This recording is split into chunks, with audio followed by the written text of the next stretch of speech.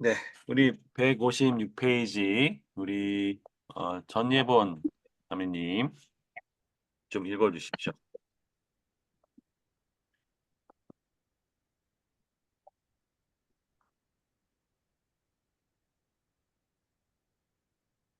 하나님이 우리의 모든 것을 소유하신다. 이 책은 세계가 다 하나님께 속하였고 땅과 거기 충만한 것이 다 하나님의 것이라는 선언에서 출발합니다. 이 재정의 영역에서 하나님과 우리의 관계가 주인과 청지기의 관계라는 것을 강조하는 것으로 일관하는데 이 책은 조금 특별합니다. 성경적 재정관에서 충실한 원리를 다루면서도 풍부한 실제를 담고 있기 때문입니다. 소득, 소비, 부채, 저축, 나눔에서 성경적 원리를 제시하는 것에서 더 나아가 구체적으로 어떻게 구현할 것인지 제시합니다. 분명 이 책에서는 고상한 서재가 아니라 치열한 시장의 냄새가 납니다. 직접 금융회사를 운영하며 성경적 재정 원칙을 붙들고 수도 없이 넘어지고 일어섰을 저자의 삶이 녹아 있기 때문일 것입니다. 직업과 사업으로 하나님을 영화롭게 하겠다는 소망으로 분주하고 소란한 시장에서 일상의 예배자를 꿈꾸는 직장인, 사업가, 전문가들에게 적극 추천합니다. 네, 그 재정의 영역에서 하나님과 우리의 관계가 주인과 청지기라는 관계를 예, 강조하는 것이 굉장히 성경적 재정 교육에서 굉장히 중요한 부분이죠. 음, 우리 157페이지 보도록 하겠습니다. 어, 네. 우리 넉넉한 현금 유동성, 우리 김세진 국장님 좀 읽어주십시오. 다음 페이지까지. 예. 넉넉한 현금 유동성과 이유는 성공적인 재정 계획의 초석이 된다. 여유 자금이 없으면 장기 목적과 목표를 달성할 수 없다. 이번 주 성경 공부는 그러한 장기 목표를 달성하는 데 도움이 되는 5가지 돈의 소용의 원도형에서 저축하기에 대해 살펴본다. 네, 계속 읽어주세요. 네, 우리가 저축을 하면 늘리면서도 5가지 돈의 소용의 원도형의 다른 영역과 균형을 이루기 위해서는 도구와 기술이 필요하다. 목표 설정과 의사결정은 우리가 원하는 목표를 이루고 하나님이 우리에게 가라고 하시는 목적지 도달에 도움이 될 수 있는 도구이다. 나머지 주차 성경 공부를 통해 우리는 우리가 가진 물질에 대해 하나님의 지혜를 간구하면서 재정적 성숙함에 한 걸음 더 다가설 수 있을 것이다. 네, 감사합니다. 그 넉넉한 현금 유동성과 이유는 이 재정의 아주 성공적 재정의 중요한 기초가 된다고 얘기하죠.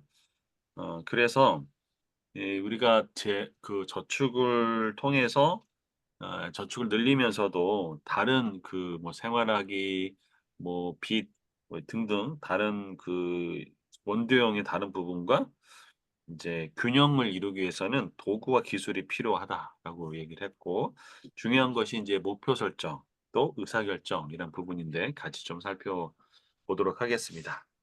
우리 158페이지 밑에 부분에 보면요. 우리가 이제 지난번에 좀 그 이제 앞전에 앞전이 아니죠. 거의 처음 강의할 때 다뤘던 것 같은데 우리가 지출의 일반적인 우선순위는 이 5가지 원도형에 의하면 첫째는 대부분 다 이제 생활하는 데 돈이 들어가죠. 음식을 쓰고 뭘 만들고 그 다음에 하는 것이 이제 빚 빨리 갚아야 되고 그 다음에 세금 내고 그 다음에 증식하고 그 다음에 드리기인데 이 그 성경적 재정 교육을 받고 나면 이제 우리의 재정의 우선순위가 달라지죠. 처음에는 뭐죠? 처음에가 들이 예, 드리기를 먼저 하고 그 다음에 증식하기. 예, 부채 갚기가 아니고 증식하기. 그 다음에가 부채, 그 다음에 세금, 그 다음에 나머지가 생활하기였죠. 그러니까 삶의 주인이 먼저 바뀌어서 드리기를 먼저 합니다. 여러분 그래서요, 이 드리기를 먼저 하려면 일단 재정이 들어오면 딱 드리는 것을 아예 그냥 딱 빼놓는 것도 필요하죠. 동시에 어, 그러기 때문에 우리가 생활하기가 그 준비가 되지 않으면 이 들이기나 또 저축하기나 이런 부분에서 힘들 수 있기 때문에 우리가 제일 먼저 생활하기 먼저 배웠었죠. 예, 그래서 생활하기. 예, 그래서 생활하기에서 우리가 중요한 부분이 어, 그 일정 부분에 이 생활비, 자신에게 맞는 생활비 규모를 정해라. 그래서 얼마면 충분한가? 그런 것들을 우리가 이제 세팅했던 기억이 나실 거라고 생각이 됩니다. 자, 그래서 우리 옆 페이지를 보면 그 논블루가 얘기하는 이 이제 5가지 단계가 있죠. 자, 그래서 이 5가지 단계 보면 발버둥의 단계, 네, 그 대출로 살아가는 단계가 발버둥의 단계고, 그 다음에 카드 돌려막는 단계가 이제 생존의 단계. 그 다음에 이제 비상금을 마련했다면 이제 안정의 단계가 들어가는 것이죠. 네, 그 다음에 이제 우리가 장기 목표를 세우고 마지막에 충분한 잉여가 있는 단계. 그래서 가장 중요한 것이 다음 단계로 가기 위해서 가장 중요한 원칙이 있죠. 그게 뭘까요? 우리 최현정님 혹시 다음 단계로 가기 위한 가장 중요한 그 원칙이 있다면 그게 뭘까요? 네, 음소거 되어 있습니다. 소리가 안 들리는데? 네, 잘 모르겠는데요. 아, 그러세요? 네. 네. 그럼 혹시 김기정님, 이 발버둥 생존 안정에 있는 이런 다음 단계로 올라가려면 어떻게 하는 것이 중요하다고 그랬을까요? 적게 쓰기. 네, 적게 쓰기. 예. 그 밑에 보면 각 단계를 밟아 나가며 전진할 수 유일한 방법은 소득 범위 내에서 사는 것이다. 다시 말하면 예, 그 저축 소득보다 지출을 적게 쓰는 것이 필요하다고 말씀을 드렸죠. 자, 그러면 제가 여기서 좀 이제 제가 준비한 그 어, 저축과 투자 부분을 좀 같이 나눠보도록 하겠습니다. 자, 화면이 공유가 안 되는데 잠깐만요. 네.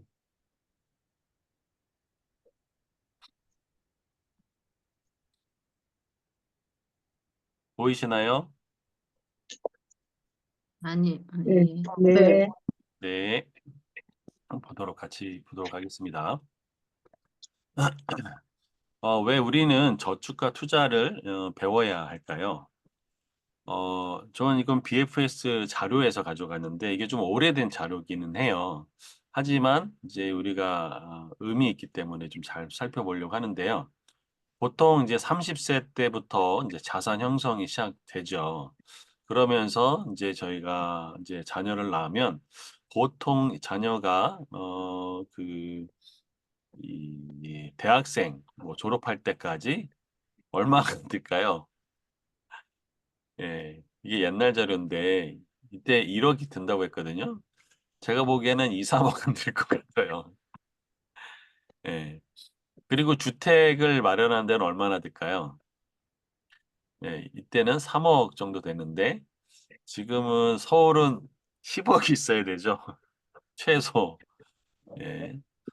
결혼하는데. 그러니까 지금 굉장히 쉽지 않은 저기 시기를 살죠. 어쨌건 간에 저희가 20세부터 60세까지 이렇게 쭉 이 라이프 스타일을 보면 이 재정이 이제 증가하는 편입니다. 그러나 60세가 이제 넘어서서 저희가 이제 은퇴를 한다면 우리가 이, 그 매월 어, 뭐 200만 원이다. 뭐 아니면 250만 원이다. 뭐 이렇게 한다면 어 100세까지 가정한다고 했을 때 이제 얼마가 들 거냐를 이제 계산해 볼 수 있겠죠. 문제는 우리 경제 활동이 60세가 넘어가면서부터 어떻게 할까요? 수입이 이제 줄어지게 돼 있죠. 근데 오히려 그 지출은 더 많아지죠. 그 지금 의학 기술의 발달로 이 사람이 오래 살 수는 있는데 무병장수가 아니라 유병장수할 가능성이 높다고 얘기를 하죠. 그러면서 그 간병인을 또 쓰는 비용이 실제적으로 굉장히 많이 이제 부담이 되죠. 여러분 그래서 이 존리 대표라고 하시는 분은 그런 얘기를 했어요. 우리가 투자를 해야 하는 이유는 이 저축과 투자를 해야 되는 이유는 지금 이 노후를 대비하기 위해서 저축과 투자를 해야 된다라고 이야기를 해줍니다. 그래서 요 부분 바로 60에서 100세까지의 이 부분을 이야기하는 거죠. 그래서 문제는 수입이 급속히 적어지는 60세 이후에 노인의 삶을 대비하는 것이 바로 저축과 투자가 필요한 이유라고 할 수 있겠습니다. 어, 개인은요, 한 사람의 이 라이프 스타일은 이제 유소년, 초중고, 청년, 중장년, 은퇴에게 이르는 이 생애 주기를 거치게 돼 있습니다. 그래서 각 단계마다 이루고자 하는 이 목표를 달성하기 위해서는요, 기본적인 금융에 대한 이해가 필요합니다. 그리고 금융의 의사결정을 현명하게 수행하는 금융 역량이 필요합니다. 그래서 우리가 저축과 투자 같은 이 역량을 배워야 될 필요가 있죠. 자, 요거는 그 금감원에서 나온 자료를 가지고 이제 가져와 봤는데요. 여기 1번 보면 사회 초년기가 있죠. 이때는 경제적 독립과 자신을 위한 투자, 또 결혼 준비, 또 보험을 어떻게 할 거니 그런 부분이고 신혼기가 있습니다. 이때는 새로운 경제에 이제 적응하게 되죠. 이제 한 사람이 아니라 두 사람이 살리니까 이때부터 주택 마련에 대한 자녀 출산 계획, 보험 설계, 투자 계획도 필요하고요. 이제 자녀가 이제 출산하면서 이제 자녀 출산과 또 양육 자금, 그다음에 여기도 주택 마련과 투자 설계가 필요하고요.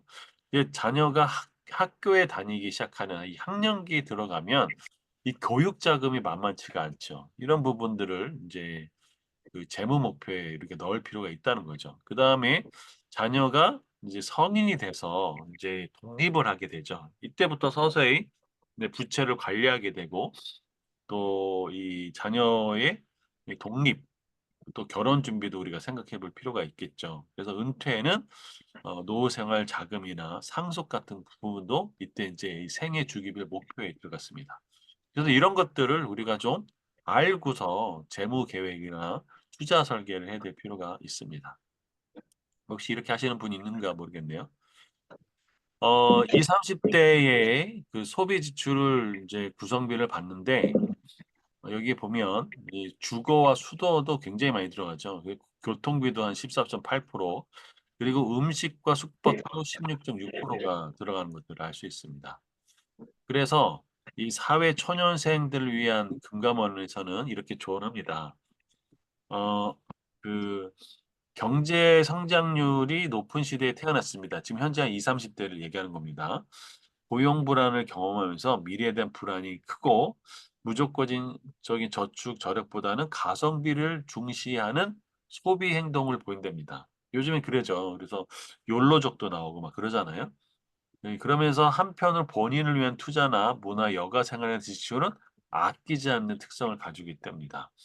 그래서 합리적인 지출 계획을 세우지 못한다면 다른 세대보다도 재무적 위험에 노출될 가능성이 높다라고 하는 것이 요즘 이제 20, 30대에 이제 주는 어드바이스라고 할 수 있죠. 자, 그러면 어떻게 저축화 투자를 할 것이냐? 네 가지를 좀 같이 나눠보냐. 첫째는 할아버지는 알아요? 어쩔 거예요? 네, 어떡해? 깜짝입니다. 네, 음소거를 좀 해주세요. 네, 위험을 피하는 것이 중요하고 두 번째 금융 주식을 배우고 어디에 투자할 건지 분별하고 또 투자의 환급률을 지키는 것이 필요합니다. 자, 첫 번째 위험을 피하라. 그래서 여기에는 어리석은 부자는 되지 말아야 되고 또 부자가 되고 싶은 이 마음의 유혹을 극복하고 또한 사기를 피하는 거, 또 투기, 도박하지 마는 거, 분산 투자하는 것도 중요합니다.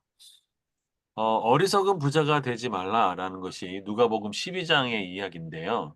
이 부자는 재물을 쌓기만 했죠. 그러다가 너무너무 이제 야, 이 정도면 충분하겠어라고 할 때 하늘에서 소리가 나죠. 내가 오늘 내 목숨을 취하면 이 모든 재물이 누구 것이 되겠느냐라는 것이죠.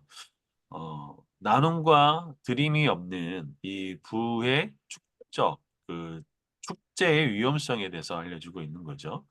여러분 혹시 저축과 축제의 차이를 아세요? 혹시 저축과 축제의 차이가 뭘까요? 네. 우리 김지훈 대표님, 저축과 축제의 차이가 뭘까요? 음소가 돼 있으세요? 그건 저축은 불리는 거고 네. 축제는 글쎄 잘 모르겠네요. 축제도 어렵네요. 축제도 불리는 거죠, 그죠? 네. 네. 어, 그 요렇게 좀 설명해 보도록 하겠습니다.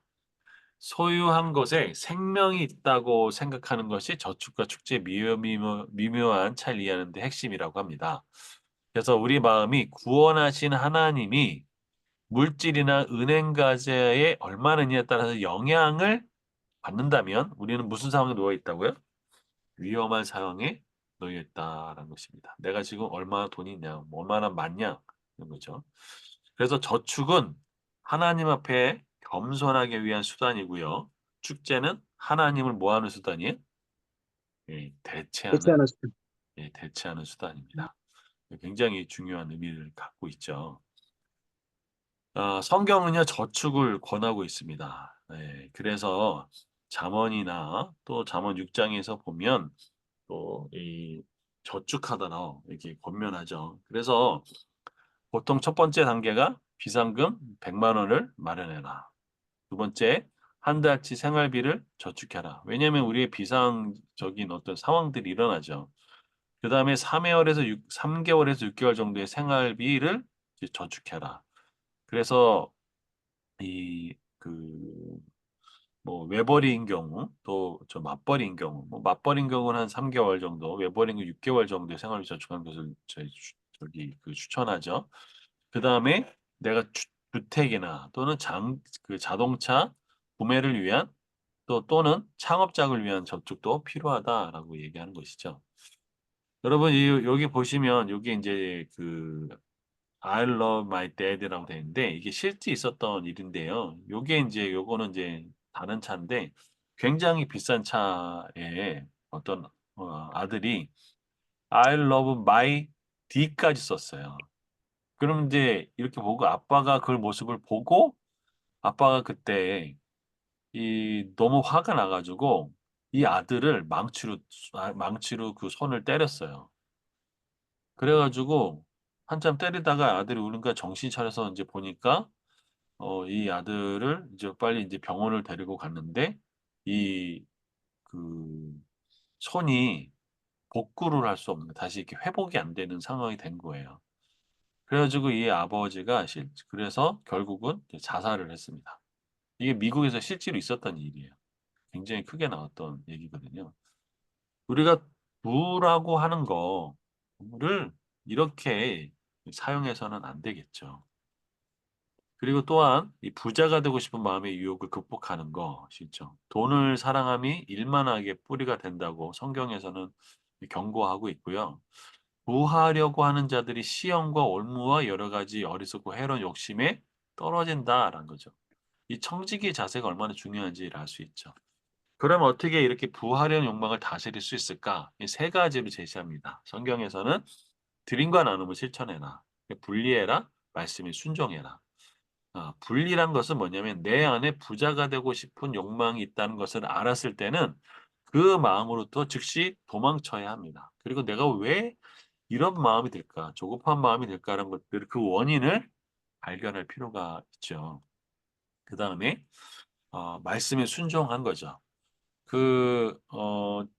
드리기 할 때 나눴었죠. 1억의 그 재정을 어느 한 분으로부터 식사 자리에서 받았던 목사님이 하나님, 제가 이 어, 돈을 제가 써도 될까요? 라고 물어봤던 거죠. 목사님은 그냥 아무 기도하지 않고 내가 그냥 쓸 수도 있었지만 그럼에도 불구하고 하나님께 물었을 때 그것을 또 하나님의 뜻에 맞게끔 흘려보내는 것이었었죠. 이렇게 흘려보냈을 때 우리가 하나님이 우리 삶에 계획하시는 그 선한 그 목적과 뜻을 향해서 우리의 삶이 드려지고 맞춰지면서 우리가 청지기의 삶을 살게 되잖아요. 예, 그러면서 우리가 하나님이 1억을 맡길 정도로 거기에 충성된 사람이라 하는 더 많은 것을 맡기게 된다라고 말씀을 드렸습니다. 그래서 내가 뭐가 필요한지, 내가 원하는지, 또 나의 욕망이 뭔지를 분별하는 것은 필요하죠. 그러면 하나님이 필요한 것을 채워 주실까요? 원함과 욕망은요? 우리 서인 대표님, 예, 네. 어, 그 크게 우리가 내가 필요한 게 있고, 내가 원하는 게 있고, 욕망이란 것이 있는데, 요것을 하나님은 필요를 채워 주실까요? 필요를 채워줄 수 있다고 저는 생각하는데요. 근데 네, 이제 그것이, 어떤 필요냐에 따라서, 예, 다를 것 같습니다. 음, 하나님이 원하는 방향에, 그러니까 이제 우리가, 청지기로서의 어떤 사명을 그 기본 바탕에 깔고, 그런 마음으로 필요한 것들을 하나님께, 우리가 기도했을 때 그 필요를 채워줄 수 있다라고 생각하는데요. 또 그리고 원하는 거, 욕망, 이거는 전혀 다른 거라고 생각합니다. 그거는 이제 개인적인 뭐 욕망과 또 세상적인 욕망, 또 세상이 원하는 원함, 또 개인이 원하는 원함, 이런 것들이 될 수 있다고 생각합니다. 그래서 필요와 원하는 것과 욕망은 뭐 전혀 다르다. 그렇게 생각합니다. 네. 그래서 우리가 이건 정말 필요하다라는 것들은 하나님께 구하면 채워 주시겠죠. 네, 근데 또 원하는 게 있을 수 있죠. 그런 것은 채워줄 수도 있고 또 채워지지 않을 수도 있고 이 네, 원함에서 우리가 이제 자족과 만족이라는 부분이 들어가는데 우리가 생활비 규모를 정해 놨을 때 내가 이걸 뭐 짜장면 먹고 싶다. 아니면 뭐 짬뽕을 먹고 싶다라고 했을 때 그 재정의 규모 안에서 내가 원하는 것들을 먹을 수가 있겠죠. 그쵸? 또 그렇지만 우리의 어떤 것들이 좀 그게 더 많이 발달해서 뭐 이제 desire라고 영어에서 표현하는데 좀 이렇게 우리가 막 그 욕망이라는 수준에서 막 사치하거나 이럴 때는 이게 좀 잘못됐구나라고 분별하는 것이 필요하다고 말씀드렸던 거고요. 그다음에 이제 사기 부분이죠, 사기. 그러면 정말 주변에서요. 사기를 정말 많이 당하시는 분들 정말 저는 많이 봤던 것 같아요. 네. 정말 잘 분별하셔야 되죠. 제가 사기의 이 중요한 세 가지 특징이 있다고 그랬죠. 어 첫째는 그 엄청난 수익을 가져다 줄 것처럼 얘기를 하는데 두 번째는 그거에 대한 리스크는 얘기를 안 한 건 없다고 얘기하는 거. 세 번째는 당신이 이거를 하지 않으면 다른 데로 넘기겠다고 얘기하는 것들은 다 뭐다? 사기다. 사기다라고 보면 된다고 말씀을 간단히 드렸죠. 요런 여기였죠. 그다음에 이제 절대 투기와 도박을 하지 말아라라고 말씀드렸고요. 실제로 요즘에 복권이나 인터넷 도박, 요즘에 강원랜드가요, 어렵답니다. 이유가 뭔지 아세요? 인터넷 인터넷, 도박입니다. 예, 인터넷 도박 때문에 어렵답니다. 예. 그리고 도박에 중독된 사람들은요, 정말 치유하기 어렵답니다. 아예 발을 들여놓지 마시길 바랍니다. 실제로 제주에 있었던 일인데요.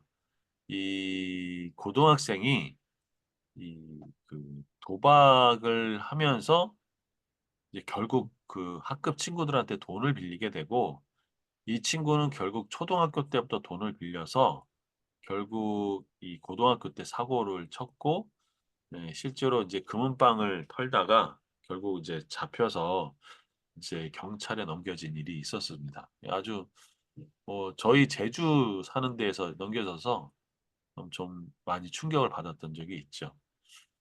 자, 그 다음에 위험을 분산해라. 아니, 분산 투자를 하라고 얘기하죠. 이 분산 투자라고 하면 시간적인 분산을 할 수도 있죠. 또는 이 종목을 다르게 하는 분산 투자도 있을 수 있죠. 그래서 계란을 한 바구니에 담지 말아라라는 또 중요한 격언이 있죠. 증시 격언. 자, 그리고 금융 지식을 배우는 것들도 추천드립니다. 금융에는 세 가지 성경에 세 가지 자산이 있다고 얘기합니다. 첫째가 예, 하나님을 아는 성경을 아는 이 진리 자산이 있고요. 둘째는 우리가 주변에 있는 이웃들을 사랑하는 이 관계 자산이 있습니다. 그리고 우리가 흔히 말하는 자산이라고 하는 동산, 부동산 하는 것은 다 물질 자산이죠. 그래서 이 물질 자산을 통해서 우리가 진리를 더 얻어가고 또 관계를 풍요롭게 하는 것이 바로 세 가지 자산이 있다는 것들을 우리가 알 필요가 있죠. 그래서 저축에는요, 크게 두 가지가 있습니다. 하나는 쓸 돈을 위한 저축이 있고요. 모을 돈을 위한 저축이 있습니다. 쓴다는 거는 예를 들어서 학자금을 나간다든가 결혼 자금이 나간다든가 자동차 이건 다 쓸 돈이잖아요. 그거를 위한 저축이 필요하고 동시에 모을 돈을 위한 저축. 그래서 노후 자금, 투자 뭐 이런 것들은 모아서 이 투자를 일으켜야 되는 이 모을 돈을 위한 저축 두 가지가 있다라는 겁니다. 어, 여러분 1억을 말하는데 필요한 연령별 매월 저축액을 살펴보면요. 세금은 빼고요, 일단. 20세는요, 6만 5천 원이면 됩니다. 예. 50세는 64만 원을 모아야 되죠. 예. 그러니까 투자는 언제부터 하는 게 중요해요? 예, 젊었을 때부터 하는 게 중요합니다. 그래서 요즘에 강남에 있는 부자들은 자녀가 태어나자마자 막 그 통장 만들어 주다는. 그래서 이렇게 하도록 도와주죠. 그래서 단리와 복리 이건 아마 얘기를 했던 것 같고요. 지난번에. 예. 여러분 혹시 그 72 법칙을 좀 아시나요? 72 법칙. 요거 꼭 한번 좀 찾아보셔서 익히셨으면 좋겠습니다. 자, 이거는 뭐냐면 저축을 내가 얼마큼 금액을 한다면 수익률이 얼마다. 그러면은 몇 프로 수익률 각에서 내가 투자기를 얼마 해야 된다. 이런 것들이 서로 왔다 갔다 하면서 알 수 있는 법칙이에요. 요거는 꼭 기본적인 거니까 한번 여러분 꼭 숙제로 꼭 감치12 법칙이 뭔지 한번 알아보셨으면 좋겠습니다. 제가 한 내일 정도의 72 법칙에 관련된 영상을 올려드리도록 하겠습니다. 그리고요, 금감원에서요, 파인이라고 하는 상품이 있는데, 이거 굉장히 좋은 것 같더라고요. 그래서 이 금융 투자에 대한 이 가이드라인을 자세히 알려줬고요. 모든 금융 상품을 한눈에 보여줍니다. 네, 그리고 각종 보험이나 금융 혜택도 알려줘요. 그래서 여러분 그 파인을 자주 잘 이용하시면 좋을 것 같습니다. 금감원에서 운영하는 파인 네, 꼭 찾아서 이용하시길 바랍니다. 요렇게 돼 있어요. 이렇게 다양하게 다 있죠. 예, 잠자는 내 돈 찾기부터 시작해가지고 한눈에 볼 수 있는 부분입니다. 그래서 어디에 투자할 것인가. 그래서 이게 이제 많이들 이제 아시는 분들도 있을 텐데요. 우리가 그 이제 월급으로 생활하는 부분이 있고요. 자영업자 같이 전문 직업이 생활하는 부분이 있죠. 여기에 이제 해당하는 그 부분들은요, 대부분 우리가 시간을 들여서 수입이 발생되는 구조입니다. 그래서 만약에 우리가 건강을 잃으면 수입이 안 나오겠죠. 예. 그래서 부자 아빠, 가난한 아빠에서 나왔던 이그 사분면인데 이제 여기에서 넘어가면 지금 사업가가 있고 투자가가 있거든요. 자, 그래서 이 비즈니스 사업가는요, 어떤 회사라고 하는 시스템을 구축을 해가지고 거기서 수입을 발생하는 거죠. 여기서 중요한 부분은 내가 시간을 내서 이제 그 돈을 위해서 여기서 일한다고 한다면 이 영역, 비즈니스 사업가나 그 다음에 그 투자가, 인베스터 같은 경우는 시스템을 통해서 돈이 나를 위해서 일하는 방법으로 바뀌는 거죠. 그래서 자산의 수입이 가만히 있어도 증가하는 그런 부분이죠. 그래서 요것을 이제 보면 이 급여 생활자와 자영업과 전문직은 다 이 건강과 시간에 대한 부분이 있지만 중요한 거는 재정에서 바로 이 인베스터로 가는 것이 필요하죠. 뭐 금수저가 아닌 이상 대부분의 분들은 이제 그 급여 생활자로 시작하는데 이때부터 뭐 하는 게 중요하냐면 내가 투자자로 얼마든지 할 수 있죠. 물론 뭐 급여 생활자에서 이제 뭐 나중에 이 비즈니스 사업가로도 갈 수 있지만 어 일단 손쉽게 또 효과적으로 할 수 있는 방법 중에 하나는 내가 투자자가 되면 좋죠. 그래서 여기서 돈이 나를 위해서 할 수 있도록 이런 부분들도 참고적으로 알아두시면 좋을 것 같습니다. 그- 그래서 일하지 않아도 재정이 들어오는 뭐 인세라든가 저작권이나 뭐 유튜브 수익이라든가 주식이라든가 뭐 채권 등등이 있을 수 있겠죠.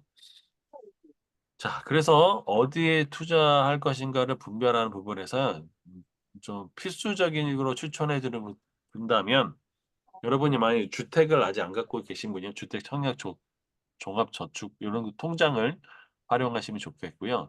두 번째는 연금저축 펀드라는 것이 있습니다. 보험이 아니고 펀드입니다. 이거는 국가에서 이 국민연금으로 되지 않기 때문에 이 펀드를 통해서 이 노후를 대비할 수 있도록 해줬어요. 그래서 55세 전에 만약에 돈을 찾으면 세금이 16%인가가 나오는데 55세 이후에 돈을 찾게 되면 1%, 2% 할것 굉장히 적게 나와요. 이런 상품은 가입해 둘 수 있죠. 그래서 주식 같은 경우는 개별 주식이나 또 여러 가지 이제 묶여져 있는 펀드 같은 거, 채권, 그다음에 이제 부동산 투자를 많이 생각하시는데 앞으로의 인구가 굉장히 줄어들죠. 이런 면에서는 좀 많이 신중하실 부동산 투자를 신중하실 필요가 있다. 뭐그 정도 선에서 말씀을 드립니다. 그래서 투자의 환급률을 지켜라. 바로 한 달의 생활비 약 두 랩돈을 전부 했던 그러면서 천국을 소유했던 이 그 과부가 가장 그 성경에서 엄청난 그 투자의 결과를 얻었던 분이라고 할 수 있죠. 그래서 이 성경적 재정 교육에서 중요한 부분이 뭐냐면 꾸준히 저축해라. 목적에 맞게 투자해라. 그래서 목적을 세우는 게 되게 중요하겠죠. 그래서 아까 저축에는 두 가지가 있다고 그랬죠. 하나는 쓸 돈을 위한 저축과 동시에 모을 돈을 위한 저축이 있다고 그랬죠. 여러분이 자동차를 바꿀 계획이 있다면 이제 지금부터라도 조금씩 그 저축을 해서 그것들을 만들어 놓는 거. 아니면 내가 공부를 하겠다. 그렇다면 학자금 같은 경우도 미리 준비를 하는 것들이 필요하겠죠. 그래서 투자의 환급률은 재정적 성숙함이란 미래 혜택을 맛보기 위해 오늘의 욕심을 내려놓을 줄 아는 것이다. 라고 이제 말씀을 드렸던 것이 있죠.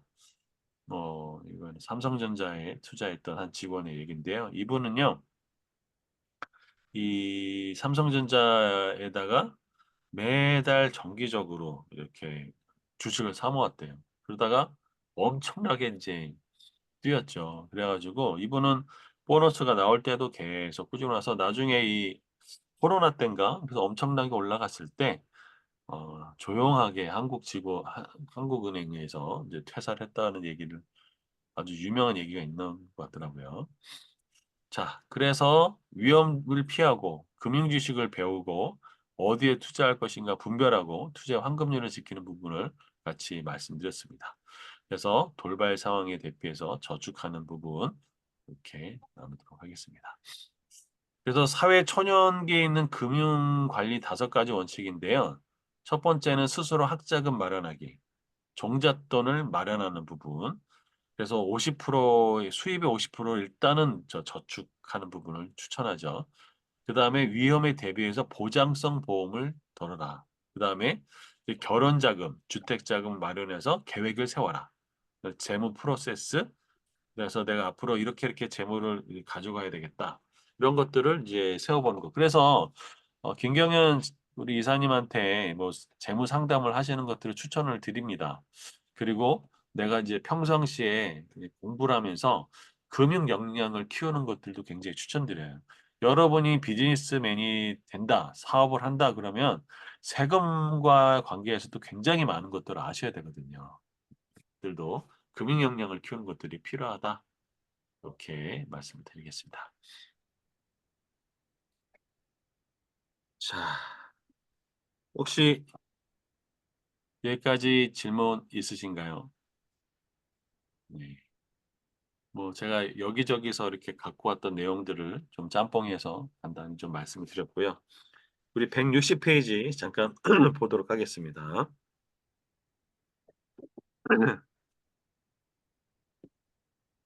우리가 목표를 설정하는 부분에서 느헤미야식 이제 목표 설계인데 첫째는 문제를 파악하는 겁니다. 아, 이게 뭐냐 객관적으로.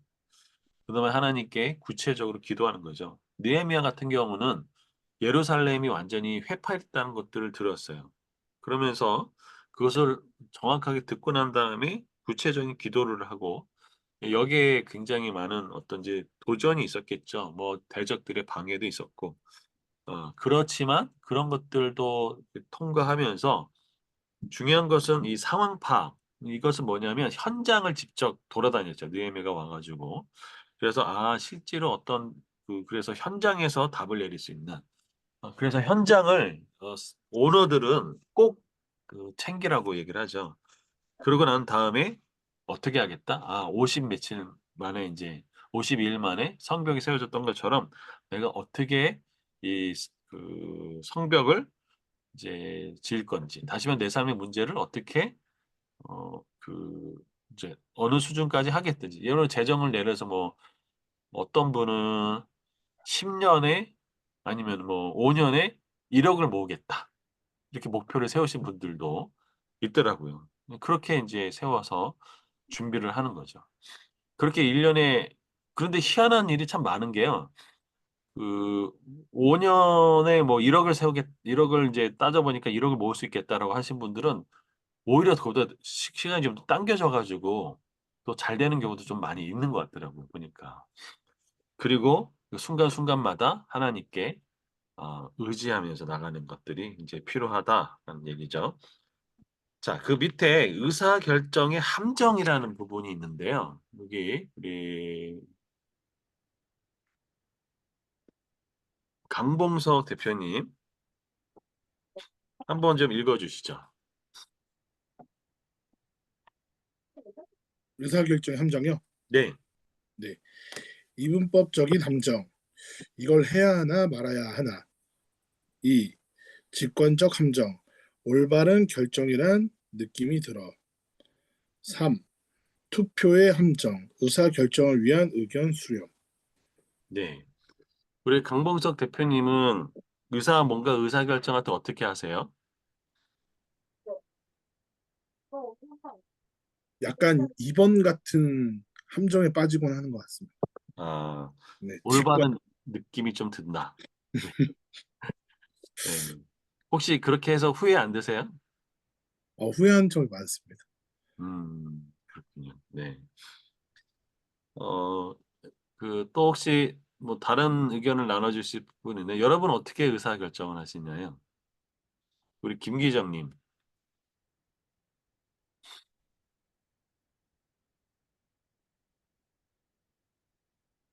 음소거 돼 있으세요?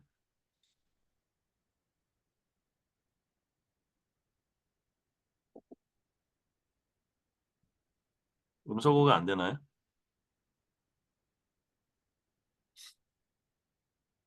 네. 그럼 일단은 기다리고요. 예, 얘기했어요. 저는 이분법적인 함정이 많은 것 같아요. 이거 그래서 해야 되냐 말해야 되냐. 네. 이거는 뭐가 문제일까요?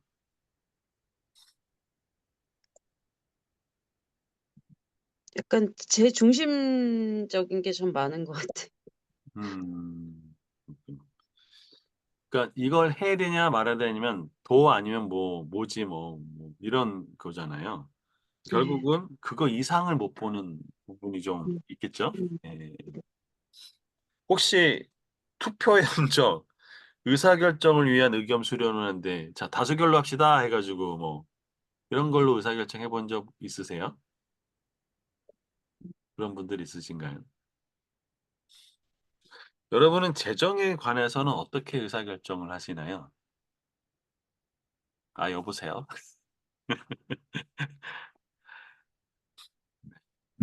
우리 김세진 국장님, 재정에 관해서 어떻게 의사결정하세요? 재정에 관해서 는 일단은 저 같은 경우에는 이제 금융인 출신이다 보니까 어, 좀, 좀 계획을 세우죠, 미리. 음, 음. 미리미리 계획을 세우는 거, 그쵸? 예. 음. 많은 분들이 계획을 세우시나요? 자, 나 금융 계획을 세우신다 한번 손 들어 보세요. 나 금융 계획을 세우고 있다. 아, 여보세요? 아, 안 세우신다 손 들어 보세요. 안 세우신다. 예, 의외로 많으시네. 예. 그런 우스러운 얘기가 있어요. 그 회사는 금융 계획을 세웁니다. 안 세우면 큰일 나기 때문에 자금 뭐 계획도 세우고 다 그러는데 그 계획을 안 세우는 곳이 두 곳이 있대요. 하나는 개인, 하나는 교회라고 하더라고요. 근데 요즘에는 교회는 더 잘 세우는 것 같은데 개인이 더 안 세우는 것 같아요. 그렇죠? 예. 내가 수입이 앞으로 얼만큼 들어올 것 같다. 또 그렇다면 내가 얼만큼 생활비를 이제 줄여야 되겠다. 아니 뭐 뭘 늘려야 되겠다라는 어떤 그런 계획들을 세워야 되는데 그런 부분에서 세우지 않는 부분이 참 많다라는 것이죠. 그럼 꼭 재정 계획을 세우시기를 예, 막판에 꼭 권면드립니다. 네. 네. 자, 우리 161페이지 우리 이강민님 한번 읽어주시죠. 성경은 성경은 돈의 가장 생산적인 용도는 들이기와 저축이며 부채와 세금은 반드시 해결하고 남은 돈으로 생활비를 쓰라고 말한다. 불행하게도 돈 사용의 우선순위를 미리 계획하고 분리해두지 않고 우발적으로 돈을 사용할 수밖에 없는 상황에 처하는 사람들이 참으로 많다. 예. 자, 여러분 그 성경에서는요 가장 생산적인 용도가 들이기래요. 그리고 저축이라고 얘기합니다. 네, 그래서 뭐 먼저 해결하라? 그러니까 가장 생산적인 것들을 먼저 해야지 돈이 불고 의미 있게 쓰고 순환이 일어나는 거잖아요. 그렇죠? 그래서 그걸 먼저 하고 두 번째는 뭐라고요? 반드시 해결해야 될 거. 부채, 세금. 부채와 세금, 그 다음에 할 건 뭐라고요? 남는 거 갖고 뭐 해라? 생활비, 생활해라. 라는 거죠. 근데 그렇게 하기 위해서는 반드시 뭘 해야 될까요? 우선순위. 돈이 딱 들어오면 우선순위를 정해서 드리기 딱 드리고 그다음에 저축 투자 먼저 딱 하는 거죠. 유대인들은요. 이 저, 그 항아리를 이렇게 세 개인가 네 개를 딱 둔대요. 그래가지고 돈이 딱 들어오면 이제 그거를 이제 딱 용도에 맞게 나누는 거예요. 그래서 어느 날 이제 돈 빌려준 사람이 이제 방문했는데 아니 저기 그 돈이 남아 있는데 왜 나한테 빚을 안 갚냐 그랬더니 그거는 이쪽에서 이렇게 옮기는 게 아니다. 그래서 지금 돈이 없다. 라고 하는 사람들이 유대인들이라고 하더라고요. 그래서 여러분이 그래서 저 통장 쪼개기를 말씀을 드렸었잖아요. 그래서 저축한 투자에 있는데 그걸 빼가지고 생활비로 가면은 안 된다라는 얘기를 하는 거죠. 혹시 돈 사용의 우선순위를 계획하지 않고 우발적으로 돈을 써보신 분? 네. 아무도 없으세요? 아, 다 있으신 거죠? 저만 그런 건 아니죠? 네. 저도 우발적으로 해가지고 성경적 지정교육을 배워서, 이렇게 했으면 안 되겠구나라는 것들을 배운 거거든요. 예, 저도 모르고 그냥 아버지한테 대학생 때 아버지가 야, 마이너스 통장 1,000만 원만 더 해줘. 그래가지고, 얼마 후에 줄게 해서, 예, 알았어요. 하고 또 아버지 도와주는 줄 알고 했는데, 십몇 년이 걸려서 그걸 제가 다 갚았어요. 그리고 그 마이너스 통장은 지워버렸습니다. 근데 그렇게 지우려고 했는데 은행 그 지점장이 연락이 왔어요. 그 마이너스 통장은 그냥 남겨두시라고. 그래서 제가 안 된다고 그랬거든요. 예. 근데 그거 얼마 제가 이자로 계산한 거 썼더니 마이너스 통장 1,000만 원인데요. 900만 원 정도가 이자로 나갔더라고요. 그러니까 빚이 그렇게 무서운 겁니다. 그렇죠? 예. 자, 161페이지에 보면 그 세 번째 질문이 있죠. 돈이 필요한 다른 영역에 쓰고 나서 생활비를 책정하는 방식으로 하려면 가장 어려운 일은 뭔가요? 이게 굉장히 중요한 질문이죠. 이렇게 살라고 했잖아요. 이렇게 하면 가장 어려운 게 뭘까요? 생활비가 네, 생활비가 벅차죠. 최현정님은 뭐가 이럴 때 제일 어려울 것 같아. 이렇게 되면. 너무 힘들 것 같은데. 그냥 삶이 너무 비참하고. 어, 아, 그런가요? 네. 지금 재정교육을 받으시면서도, 야, 이거 비참해. 안 돼. 네. 그럴 것 같아요. 이, 이론적으로 알겠으나. 이런 적은 알겠으나, 네, 너무 목사님, 네. 이건 현실이 아니에요. 삶을 몰라서 이러시는 거예요. 그런가요? 다른 분, 혹시 다른 분. 이거 이렇게 하기 좀 어려운 게 뭘까요? 우리 서인 대표님.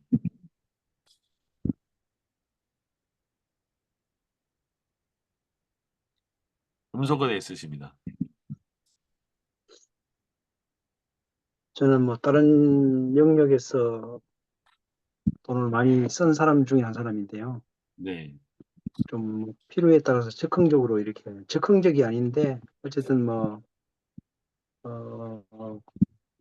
기부 같은 것들이 갑자기 이제 이렇게 많이 발생이 되잖아요. 네. 이번에 뭐 예를 들어서 뭐 경북 지역에 산불이 났다.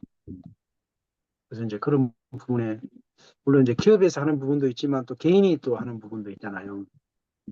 그러면 이제 그런 데 이제 돈을 쓰고 나면 이제 생활비가 부족하죠. 물론 이제 생활비라고 하는 것이 이제 또 제가 가정에 보내주는 그 생활비도 있는데 또 제가 개인적으로 또 써야 되는 생활비가 좀 있다 보니까 그런 것들이 좀 많이 부족해서 또 어려울 때가 좀 있더라고요. 음, 그래서 그것은 또 다른데 이제 다른 자금에서 이제 좀 갖다 끌어쓰고 다음 달에 뭐 또 이렇게 채워 넣는 방식으로 그렇게 좀 하고 있습니다. 네. 이렇게 여러분이 만약에 좀 현명한 재정의 그런 그 관리자라면 우리 서인 대표님 같은 경우를 어떻게 좀 그 어드바이스를 해줄 수 있을 거라고 생각되십니까? 혹시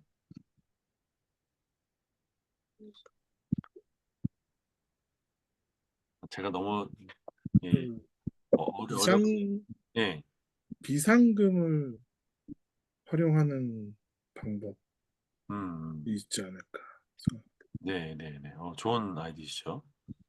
또 다른 분 있을까요? 네. 우리 김경영 이사님, 네, 누가 말씀하셨나요? 저희 아, 예. 쓰기 위한 저축이요. 아, 쓰기 위한, 쓰는 쓰기 위한. 거를 네, 저축하는. 네. 네,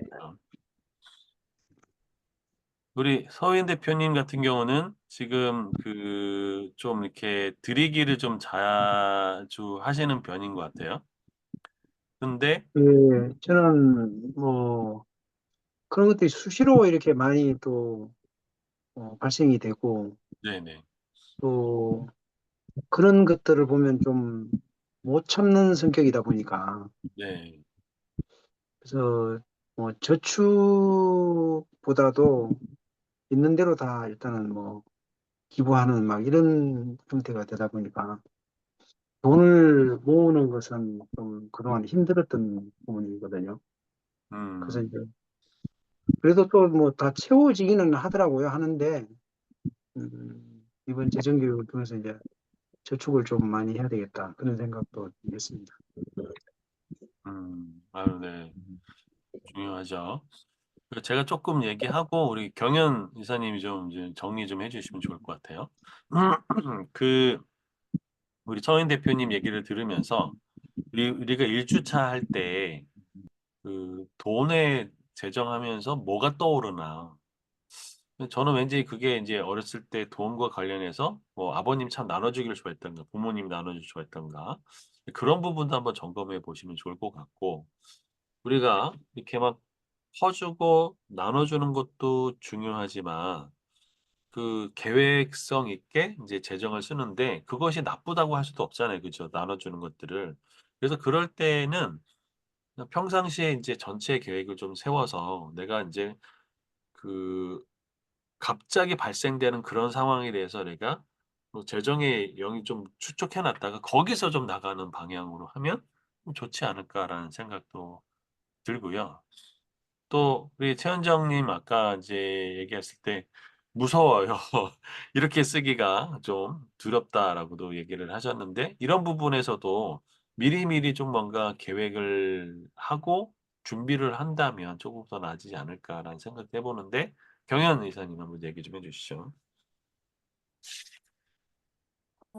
뭐 저도 실수 아니면 실수랄까요? BFS 하고 은혜 많이 받아가지고 한 50% 정도, 5에서 한 70% 정도를 드리기로 다 나갔던 적이 있어요. 한 7년 동안 하나님이 다 책임져 주시겠지라고 하고서는 왜냐면은 일단 기본 11조 하고 그다음에 선교단체나 좀 뭐 드리기 하고 그다음에 그때그때 뭐 또 그 목장 모임 있으니까 또 청년들 밥 사주기도 하고 선물하기도 하고 뭐 이런 비용들을 하면 수입에 그 정도가 나가더라고요. 근데 이제 그렇게 하고 또 주변에서 이제 재무설계사들 혹은 이제 제가 킹덤 어드바이저로 이제 미국에 방문했을 때 어느 분께 제가 질문해 봤어요. 나 지금 이런 상태인데 저는 되게 칭찬받을 줄 알았거든요.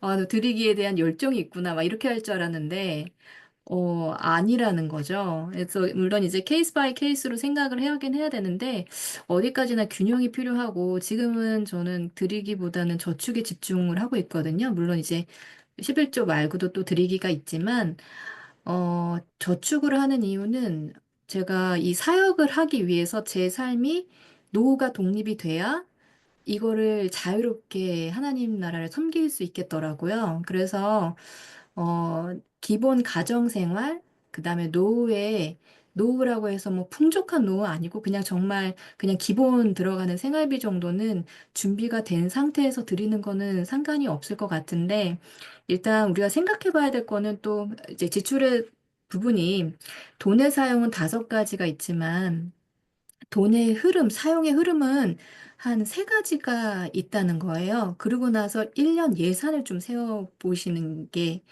좋거든요. 그러니까 대부분 월 단위로만 좀 생각을 해서 예기치 못한 지출이었고, 특히나 드리기 같은 경우에는 우리가 뇌가 인식할 때 사실은 하나님께 드리는 건 좋은 거니까 내가 나를 위해서 뭐 옷을 사거나 쇼핑을 했으면 약간의 죄책감을 들지만 드리기는 전혀 그런 마음이 없지만 통장에 유출되는 건 다 동일하거든요. 그래서 지출에는 첫 번째는 이제 내가 안 써도 나가는 고정 지출이 있고, 그 다음에 두 번째는 매달 매달 고정 지출처럼 필요한 지출, 뭐 예를 들어서 관리비, 교통비, 뭐 식비, 점심값 이런 부분들의 버짓을 1년에 한 달에 얼마를 평균 가져갈 것인지 정하고 그다음에 평균을 쓰지 못할 지출들이 있어요. 이게 바로 비상금으로 있어야 되는 건데 비상금 또한 뭐 예를 들어서 뭐 항목으로는 뭐 미용비, 의복비, 여름휴가비, 뭐 김장비 뭐 내지는 경조사, 생일,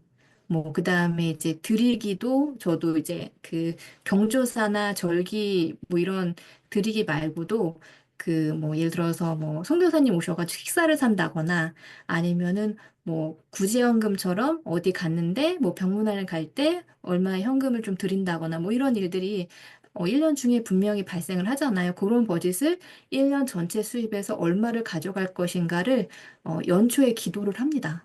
하나님, 올해는 저축은 이렇게 하고 싶고 수입은 이렇게 늘 것 같은데, 얼마를 가져가는 게 좋을까요? 하고, 그게 고정, 변동, 비정기 해서 비상자금으로 그 버짓 있고 그 버짓 안에서 내가 그것을 어떻게 분배해서 흘려보낼 것인가.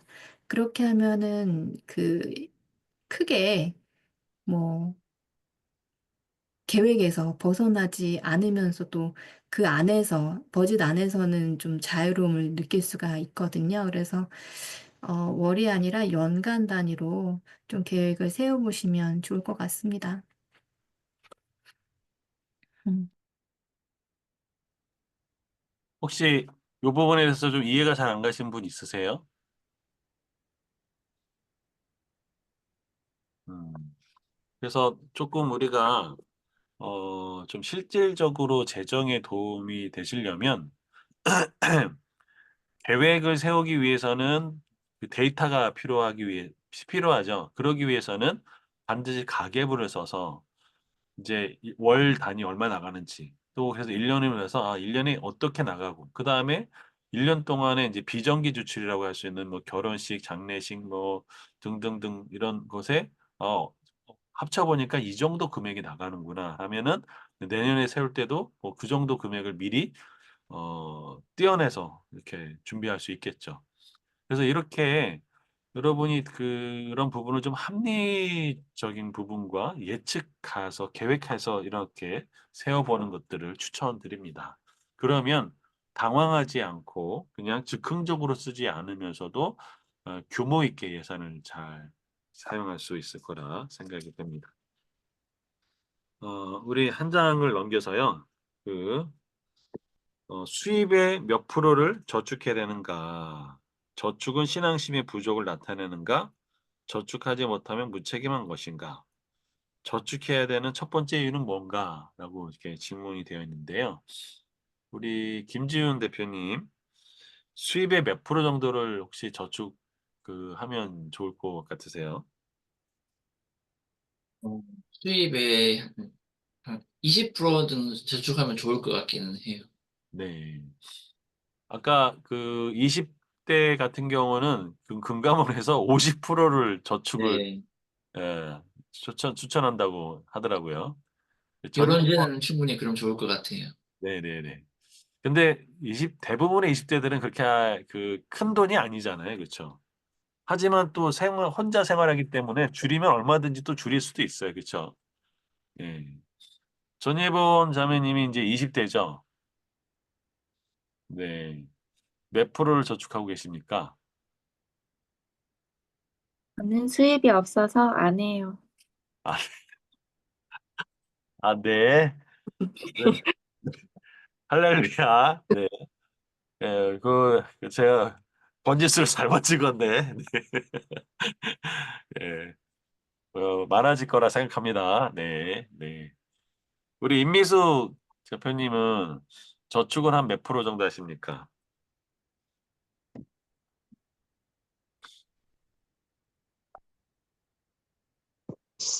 어,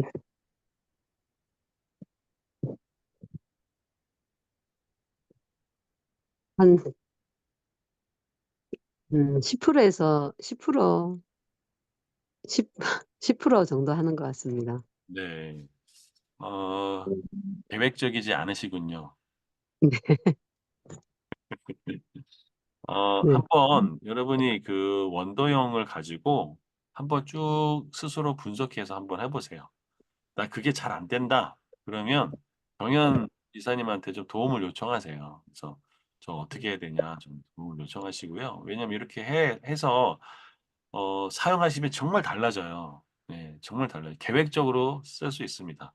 생활비가 쪼들린다? 아니에요. 하실 수 있으세요. 그거를 계획적으로 세워보시고 또 한 번 실패했다고 해서 야 가계부 안 써 이러지 마시고 그걸 다 이렇게 운영해가지고 해보시면 이게 길이 보입니다. 길이 보여. 네. 네. 그래서 원칙을 세우시는 게 중요하죠. 여러분이 재정이 많던 적던 간에 나 20%만 하겠어. 그러면 11조는 반드시 할 거잖아요. 그렇죠? 그러니까 11조 뭐 그리고 여러분 좀 이런 말씀드 죄송할 수도 있는데 교회마다 이 헌금 봉투가 다 달라요. 어떤 데는 5개, 어떤 데는 20개, 뭐 이렇게도 굉장히 편차가 많거든요. 근데 저는 20개 있으면 저는 다 안 하고요. 어, 제가 하는 게 기도하면서 감사헌금, 주일헌금, 성경헌금 뭐 이렇게 제 나름대로 딱 요 정도만 정하고요. 그 외에는 감동을 주시는 대로 하고요. 그렇지 않고서는 다 이렇게 딱 그것만 해요. 그러니까 교회에서 압박이 들어올 수도 있지만 어쨌건 간에 저는 그렇게 딱 그렇게 정해요. 그렇게 정하고 드리기 세팅됐죠? 그 다음에는 뭐냐면 나는 20%를 하겠다. 10%를 하겠다. 이것들을 정합니다. 그러면 무조건 돈이 딱 들어오면 드리기 싹 나가고 그리고 이제 11조 나가도 그 약간 통장에 돈이 있겠죠. 왜냐하면 주일마다 드리기 주일 헌금도 있고 또 저기 뭐 내가 그 드리는 뭐 건축 헌금 이런 것들은 이제 따로 빼놓기 때문에 그걸 일단 두고 그 다음에 이제 뭐 10% 20% 한다면 떼놓고 난 다음에 이제 부채나 그다음에 세금 내기 하는데 부채가 그때 사라지면요 정말 엄청나게 좋습니다. 예. 그러고 나서 남는 금액을 가지고 이제 보면 이제 막막할 때가 많이 있죠. 야 이거 갖고 어떻게 살까? 그런데요 하나님께 기도하면요 희한한 일이 벌어집니다. 희한하게 채워져요. 예. 그게 하나님의 또 은혜이거든요. 예. 경험해 보시라니까요. 두려워하지 마시고 예. 하시면 하나님이 채워지시는 것들을 경험합니다. 진짜. 진짜로예요. 진짜로. 예. 제가 별로 안 믿는 표정이라서 제가 그냥 간증하는데요. 그, 어, 지난주에 사실은 좀 아내가 그 박사과정 하는데 돈이 없어요. 그래서 참 어떻게 하나 하고 그냥 기도만 했는데 어느 분이 갑자기 아내 앞으로 하는데 약 100여만 원 이상 되는 돈을 학기마다 지원해 주겠다고 했어요. 저는 요청한 적도 없어요. 그런 일이 있다니까요. 아멘. 별로 감동이 안 되시네. 아멘입니다. 할렐루야. 제가 오늘 아침에 갑자기 어느 분한테 문자를 받았습니다. 사실 다음 달이 조금 걱정이 되거든요. 근데 갑자기 4월 달, 5월 달을 30만 원씩 2번을 저한테 플로잉 하겠다고 하는 분이 나타나셨어요. 네. 그런 게 있다니까요. 있다니까요. 진짜. 아멘. 네. 그래서 여러분이 삶에 그, 어, 뭐랄까, 하나님 앞에서 원칙을 세우고 그것을 무너뜨리지 않고 하면 하나님의 도우신 경험들을 여러분이 하실 수 있습니다. 그리고 저는 비상금 100만 원 이것도 되게 중요한 의미가 있는데 코로나 터지기 직전에 하나님이 기도라는데 겨울을 대비하라라는 거예요. 그래서 이게 무슨 의미인가? 하나님 겨울을 대비하는 게 물리적인 추운 그런 겨울을 대비하는 건지 재정적으로 추운 것을 대비하는 건지라고 이제 여쭤봤어요. 근데 하나님이 둘 다라고 그러신 거예요. 그래서 그때부터 저 비상금을 좀 모아놨어요. 그런데 그게 진짜 뭐 코로나 터지면서 정말 유용하게 썼어요. 그게 얼마인지 아세요? 약 100여만 원 정도밖에 안 돼요. 근데 그것이 굉장히 유용하게 썼어요. 그렇더라고요. 여러분, 그래서 여러분 삶에 그런 일들이 정말 하나님이 살아계심을 경험하는 일들이 있었으면 좋겠습니다. 아시겠죠? 네. 아멘. 네, 116페이지, 165페이지를 보면 이 폴란드에서 이민 온 조 테메츠코라고 하는 사람이요. 정말 억척스럽게 일을 하죠. 뭐 청소부, 잡부, 지붕 수리공, 뭐 하여튼 뭐 온갖 것을 다 주워가지고 수리해 가서 팔고 뭐 엄청나게 했는데 이분이 86세에 심장마비로 돌아갔어요. 그랬더니 은행 계좌에 140만 달러가 어마어마한 그 당시에 돈이 있었던 거죠. 자, 요 얘기를 듣고 돈블루가 이런 얘기를 합니다. 우리 솔직한 내 심정을 우리 박혜인 대표님 한번 읽어주십시오.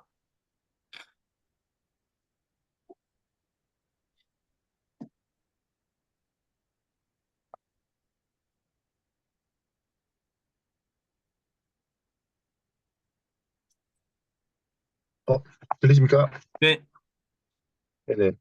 솔직한 내 심정을 말해본다면 처음 이 얘기를 읽었을 때 그의 이야기를 근면성실한 저축을 예로 삼을 것인지 아니면 장래에 대한 두려움을 갖는 것이 쓸데없다고 경고로 삼을 것인지 확신할 수가 없었다. 결국 두 가지 모두의 예로 삼기로 결정했다. 한편으로는 그의 얘기가 미래를 위해 오늘의 욕심을 포기한 결과가 보여주는 위대함을 힘을 나타낸다. 또 다른 한편으로는 상실에 대한 두려움을 나타내며 장래 때문에 하나님이 주신 축복을 즐길 수 있는 능력을 발휘될 수 없다는 것을 보여주었다. 예, 계속 읽어주세요. 그 이야기는 다섯 가지 돈의 사용의 원도형에서 저축하기의 차이를 생각할 때 우리 모두에게 반드시 고민을 안겨다 준다. 그리고 얼마면 충분한가? 라는 질문을 생각해 보게 된다.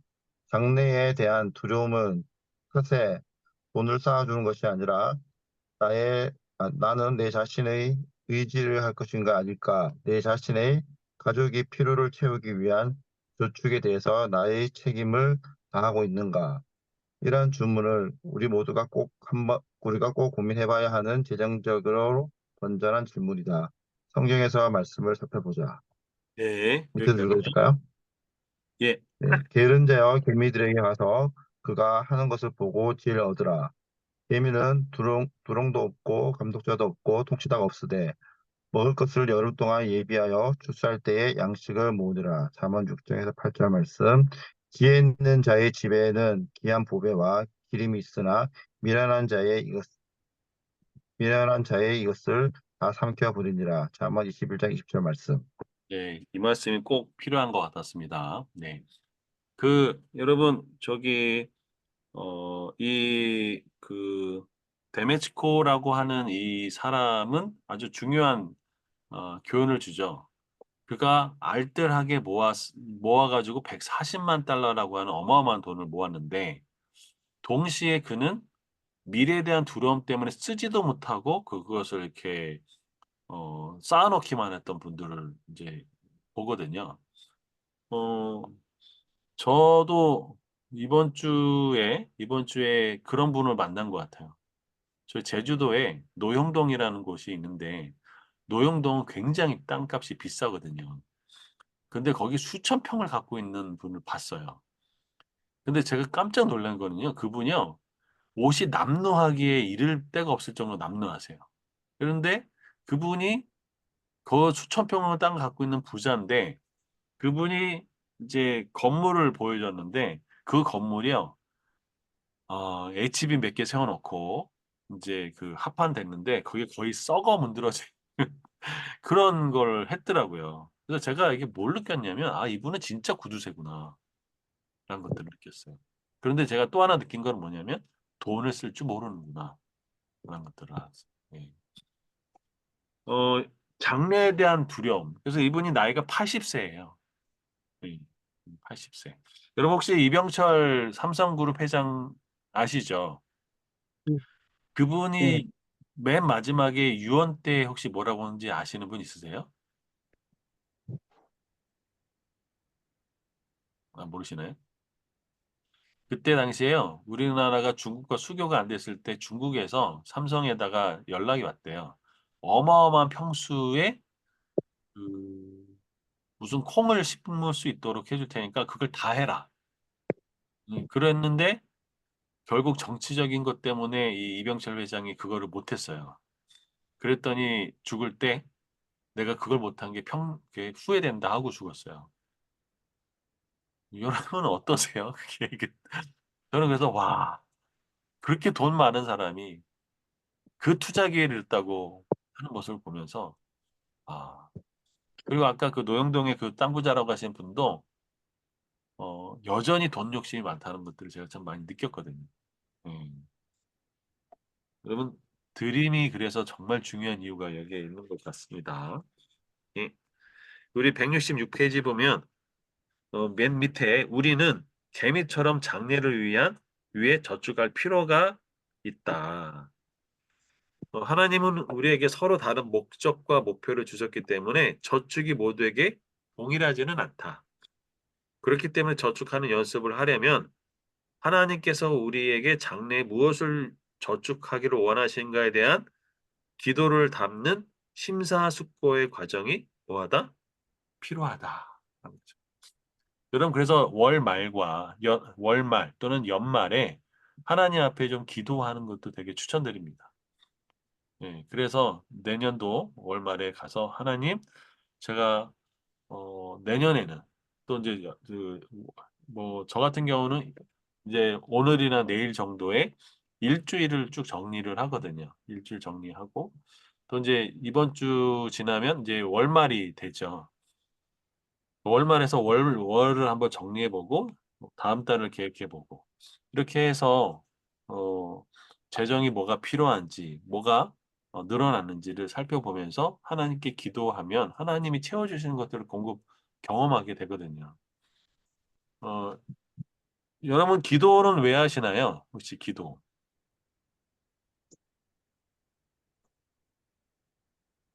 아, 여보세요? 기도는 왜 하시냐고 여쭤보는 건데. 예. 아니, 왜 대답들을 안 하십니까? 네. 기도는 하나님께서 네. 필요하신 것을 또 뭔지를 알아서 제가 할 수 있는 것을 하려고 하고 또 하나님께 제가 필요한 것을 혹은 또 뭐 해야 될지 이런 이제 목적이나 이런 거에 대한 것들을 이제 이룰 수 있도록 하는 겁니다. 네. 말씀과 기도면 제가 이제 말씀을 드리는데 이런 말씀이잖아요. 하나님이 이렇게 될 거야 라고 이제 말씀해 주실 수 있잖아요. 앞으로 뭐 해라. 그렇게 말씀하셨고 약속하셨다면 기도할 필요가 있을까요? 예를 들어서 이제 뭐 앞으로 이렇게 될 거야 그 말씀하셨다. 뭐 무너진 데를 다시 다 세워줄 거다. 회복할 거다. 이렇게 약속해 주셨어요. 그럼 기도할 필요가 있을까요? 있습니다. 필요가 있습니다. 왜요? 말씀하셨고 그것을 작정하신 하나님이지만 또 네. 그것을 뭐 나를 통해서 혹은 주변을 통해서 이루기 위해서는 그 과정을 스스로 절제하면서 또 그것을 이루기 위해서 우리의 어떤 다짐이나 가정이나 뭐 어떤 도구로 사용되기 위한 이런 것들이 기도가 없으면은 그걸 이룰 수 있는 이런 힘이 없기 때문에 내 힘으로 하는 게 아니기 때문에 기도가 필요합니다. 네. 뭐 그냥 다 그럴 것 같은데 혹시 성경 있으시면 여러분 지금 잠깐 좀 찾으시겠어요? 에스겔서를 잠깐 찾으십시오. 저도 잠깐 금방 성경 갖고 오겠습니다.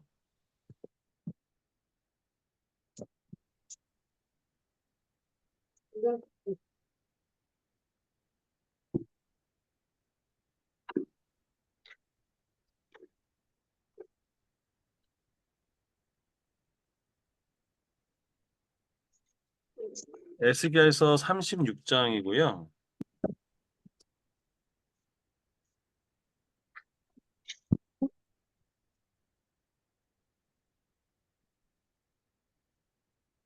에스겔서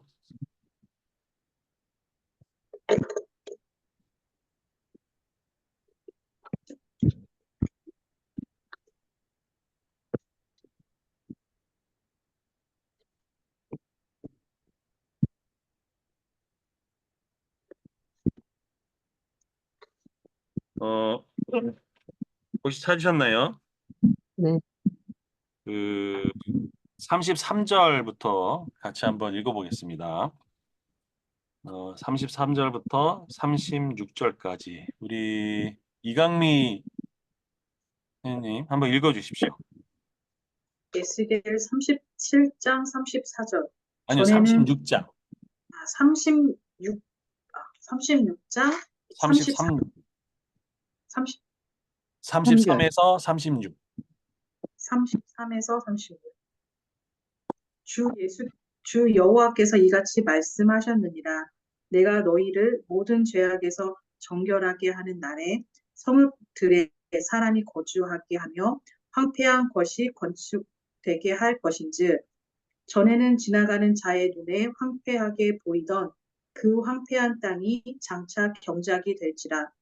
사람이 이르기를 이 땅이 황폐하더니 이제는 에덴 동산 같이 되었고 황량하고 적막하고 무너진 성읍들의 성벽과 주민이 있다 하리니 너희 사방에 남은 이방 사람이 나 여호와가 무너진 곳을 건축하며 황폐한 자리에 심은 줄을 알리라.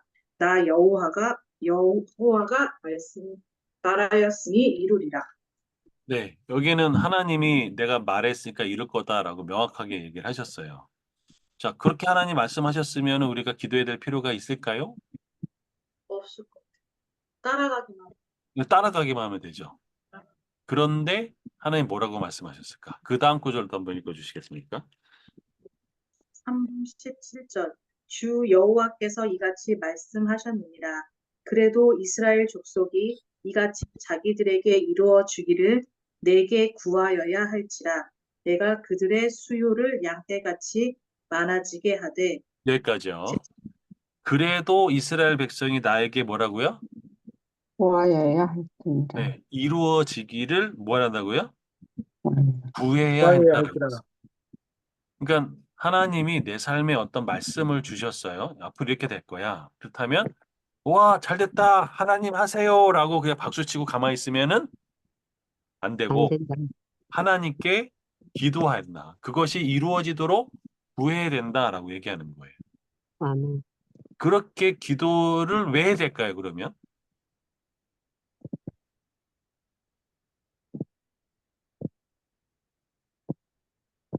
그게 38절입니다. 한번 읽어주세요. 제사 드릴 양떼 곧 예루살렘이 정한 절기의 양 무리 같이 황폐한 성읍을 사람의 때로 채우리라. 그리한즉 그들이 나를 여호와인 줄 알리라 하셨느니라. 예. 황폐한 성읍, 내가 도저히 복구해 볼 수 없고, 내가 어떻게 만들어 볼 수 없고, 내가 빚이 많아서 도저히 안 되는 정말 황폐하고 끝났어. 라고 하는 그 황폐한 성읍에, 아니야, 하나님이 하실 수 있어. 하나님이 할 거야. 내가 이룰 거야. 라고 했으면, 그걸 이룬다고 믿고 가는 거예요. 그런데 진짜 하나님 그 기도대로 했더니 진짜 황폐한 성읍이 사람의 때로 채워졌어요. 그랬더니 하나님 뭐라고 하죠? 그들이 나를 여호와인 줄 뭐한다? 알리라. 하나님을 알게 되고 하나님을 경험하게 되고 하나님을 인격적으로 만나게 되는 것이 바로 기도해야 되는 이유죠. 네. 그래서 우리 삶의 재정의 뭐 상황이 어떠하든지 간에 심지어 황폐한 상황이라 할지라도 하나님이 우리에게 뭐라고 말씀하셨는가를 알고 그것이 내 삶에 이루어지도록 기도하고 나중에 시간이 지났을 때 그렇게 황폐한 것들이 다 전화위복이 되는 것들을 경험하면서 우리가 뭘 할 수 있다고요? 아, 하나님이 하셨구나. 하나님을 알게 되는 거죠. 하나님 원하시는 거 그거 하나. 하나님을 알기를 원한다. 하나님의 마음과 하나님의 눈물, 하나님의 뜻이 어디 있는지를 알기를 원하는 거죠. 그렇죠? 요게 아주 중요한 부분이죠. 그래서요. 그 170페이지 중간에 질문이 있습니다. 우리 강봉석 저기 대표님 한번 읽으세요. 어쩌면 당신은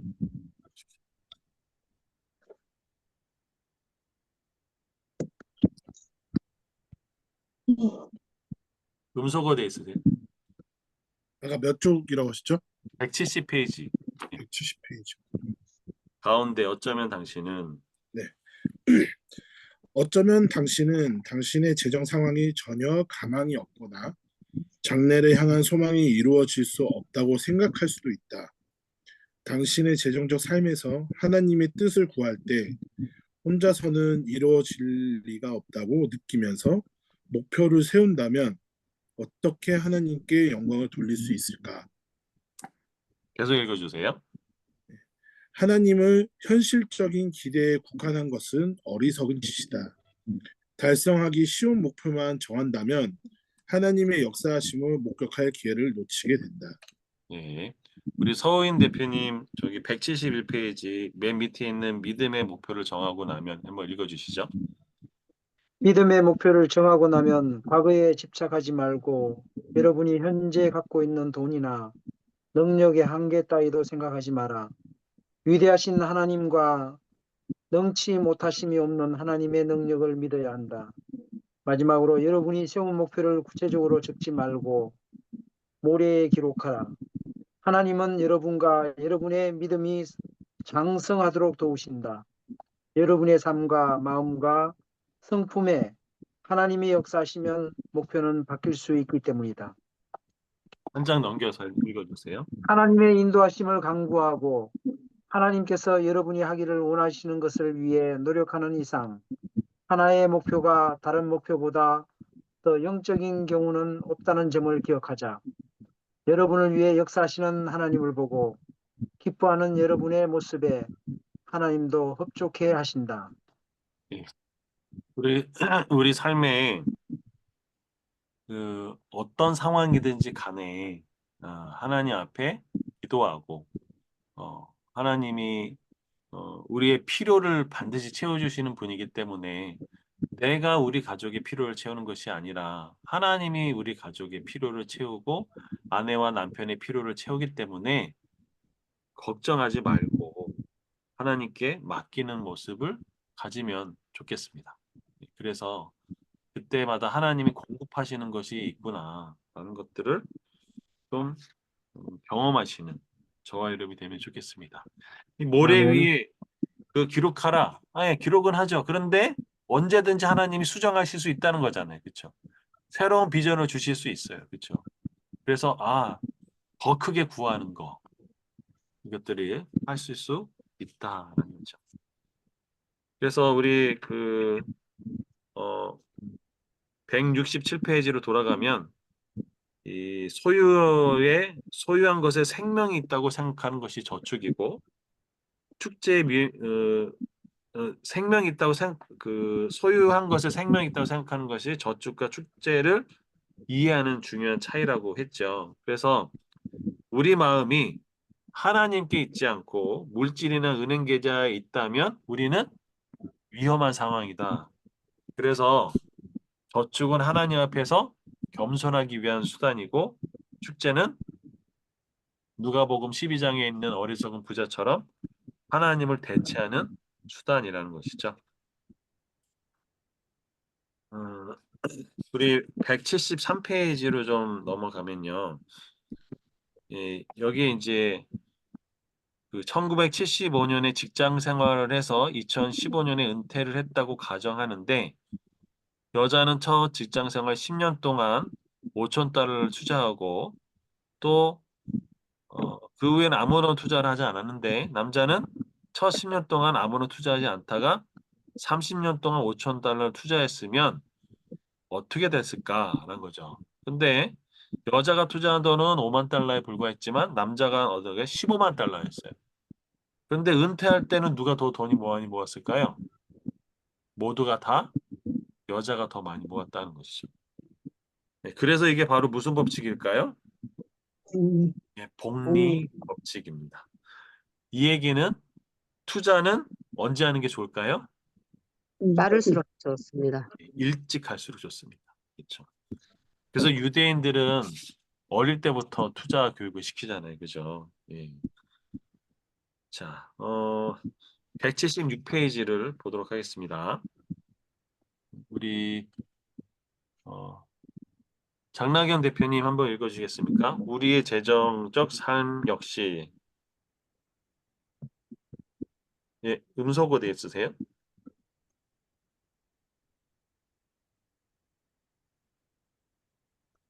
우리의 재정적 삶 역시 마라톤을 위한 훈련과 아주 유사하다. 많은 빚을 지인 제 행동을 바꾼다고 해서 단 하루 만에 수익 단계로 이동할 수는 없다. 순차적 투자 도표에서 단계를 하나씩 전진해 나가려면 훈련과 시간이 필요하다. 마라톤 운동화를 샀다고 해서 올림픽 경기에 참여할 수준의 마라톤 선수가 될 수 없는 것처럼 성경 공부에 참석하거나 수업 한 번 들었다고 해서 우리의 재정이 자리 잡힐 거라 기대할 수 없다. 우리가 배운 내용을 반드시 실천에 옮겨야 하고 누군가가 우리에게 책임을 물어야 한다. 마지막으로 5가지 돈의 소용, 원도용을 다시 한번 살펴보자. 지난 6주 동안 배운 원칙과 개념을 모두 숙지하고 우리가 만든 도형에 적용한다면 아주 색다른 결과를 보게 된다. 여러분이 만든 원도형도 아래와 같다고 가정해보자. 네, 여기까지요. 여기 보면 이 원도형이 이제 그 바뀌는 모습이 나오죠. 생활하기는 똑같이 54%인데 증식하기와 드리기, 세금 내기 뭐 이렇게 해서 부채를 갚아버렸더니 증식하기와 세금 내기와 드리기라 아주 이렇게 커진 것을 볼 수가 있죠. 예, 이런 것들 있습니다. 우리 하나 여기서 우리 181페이지 보도록 하겠습니다. 우리 김지훈 대표님 한번 읽어주시죠. 여러분이 성경 공부에서 배운 원칙들에 대해서는 잘 알고 있었다. 그런 원칙들이 그때 당시에 제대로 지켜졌고 지금도 계속해서 지켜지고 있다. 여러분이 얼마의 세금을 내는지 또는 여러분의 삶이 어떤 상태인가는 중요하지 않다. 성경에서 얻은 지혜를 삶에 적용하고 여러분이 할 수 있는 최고의 결정을 내리려면 묵묵히 하나님을 따르기만 하면 된다. 이런 여정이 쉽지 않겠지만 여기서 받게 될 보상은 여러분의 막연하고 허황된 꿈과 기대보다 훨씬 크다는 것을 확신한다. 성경 공부를 마치면서 이번 주 성경 공부 주제에 대한 나의 개인적 확신을 여러분과 나누려고 한다. 그리고 여러분도 여러분 마음에 생긴 개인적 확신을 살펴볼 기회와 여러분의 재정적 삶을 위한 목표를 수립할 수 있는 시간을 갖도록 한다. 네, 우리가 아까 제가 말씀드렸던 것처럼 내가 한번 원칙을 세워보는 것이 되게 중요하겠죠. 나는 저축을 20% 하겠어. 뭐 아니 10% 하겠어. 여러분 범위 내에서 해보시는 거죠. 근데 희한하게요. 그렇게 하면요. 그게 굉장히 파워풀하게 돼요. 정말 한번 해보십시오. 네. 자, 그래서 우리 181페이지 전예본 저매님 쭉 읽어주세요. 저축은 재정 목표를 이루기 위해 사용하는 도구이지 그 자체가 목표가 아니다. 2번 오랜 시간 지출을 수입보다 적게 하면 돈을 모을 수 있다. 3번 재정적으로 안정적이거나 의미 있거나 성공적이라고 느낄 정도로 돈을 모을 수 없다. 4번 얼마면 충분한가라는 질문에 대한 답은 가정에 따라 다르며 기도를 통해서 답을 얻어야 한다. 5번 얼마나 충분한가라는 질문에 대한 답은 시간이 흐르고 상황이 달라지면 바뀔 수 있다. 6번 순자산은 언제나 하나님의 공급하심을 보여주는 유일한 지표다. 7번 목표 설정은 의미 있는 인생 설계를 위한 첫 단추다. 넘겨서도 읽어주세요. 8번 측정할 수 없는 목표는 목표가 아니다. 9번 믿음의 목표는 그리스도인들에게 중요하며 그들에게만 허락되는 고유한 것이다. 10번 목표는 언제나 우리가 가진 믿음을 보여주며 하나님께서 우리의 재정 문제에 관여하심을 볼 수 있는 확실한 방법 중 하나다. 11번 의사결정이 우리가 잘 알고 있는 대안보다 결코 나을 수가 없다. 12번 의사결정은 우리 삶의 모든 영역에 침투하여 영향을 준다. 13번 의사결정은 잘 지켜진다면 많은 잠재적 문제를 제거할 수 있는 하나의 과정이다.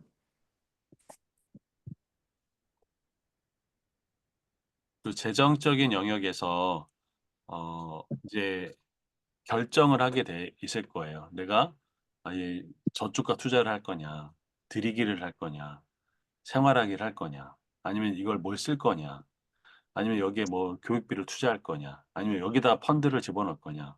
정말 다 이게 뭐냐면 의사결정인 거죠.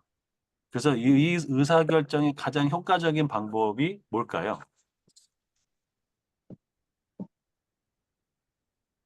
여러분 의사결정을 하시잖아요. 그렇죠? 매 순간 의사결정 하시는데 가장 효과적인 방법이 뭘까요? 하나님께 기도입니다. 네. 또 특별히 어떻게 기도하면 좋을까요? 이렇게 결정하는 것이 하나님의 뜻에 합당한 것인가요? 네, 바로 질문이죠. 질문. 하나님께 질문하는 거. 그게 162페이지 중간에 나와 있습니다. 제가 읽어드릴게요. 162페이지 중간. 느헤미야의 핵심 질문은 하나님 제가 어떻게 하기를 원하십니까? 였다. 그렇죠? 예, 하나님 제가 어떻게 하기를 원하십니까? 음, 그렇게 질문하는 것이 필요하죠. 예. 음, 예, 그래서 우리가 잘못된 의사결정을 할 수가 있죠. 저 같은 경우도 아버지한테 대학생 때 마이너스 통장 만들어졌던 것들이 내가 잘못된 의사결정이었구나 라는 것들을 이제 알게 되는 거고 그래서 재정적으로 어려워진 것들을 그때 이제 아는 거죠. 여러분 혹시 재정적인 그 잘못된 의사결정을 하신 적이 있으신가요? 강봉석 대표님 어떤 혹시 나눠줄 수 있으세요?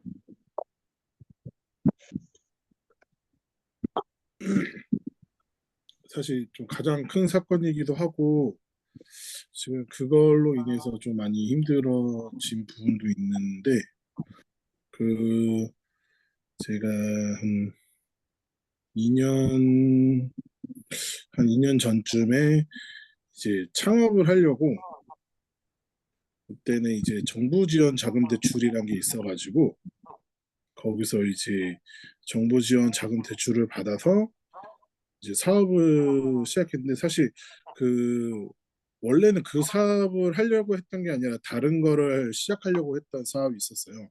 근데 그게 약간 틀어지면서 이제 이미 점포는 구해놓은 상황이었고 그래서 가계약을 걸어둔 상황에서 이제 빨리 다른 브랜드를 찾다가 이제 좀 더 고민하고 준비하고 이렇게 알아보고 하지 않고 무턱대고 달려들어서 이제 계약을 하고 진행을 했는데 이게 장사가 잘 안 됐어요.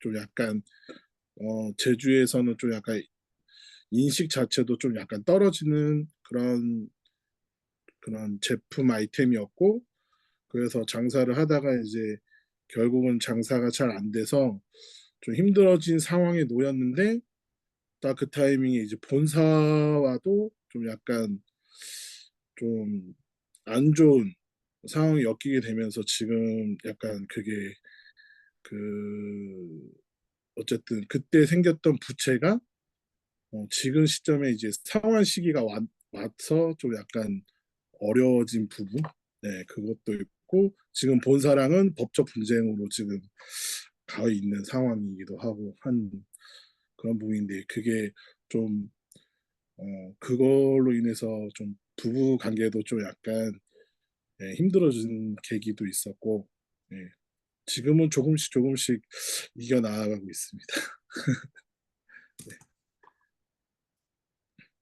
정말 이렇게 엄청난 그런 그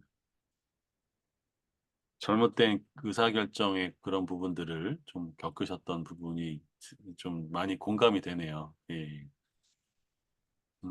그렇죠. 예. 혹시 뭐 한 분 더 나눠주실 분 있으신가요? 음, 네. 그러면 오늘은 여기까지 마무리하고요. 저축 부분은.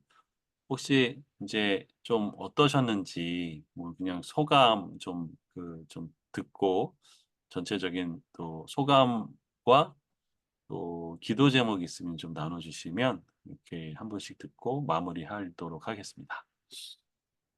괜찮으시죠? 네. 예, 제가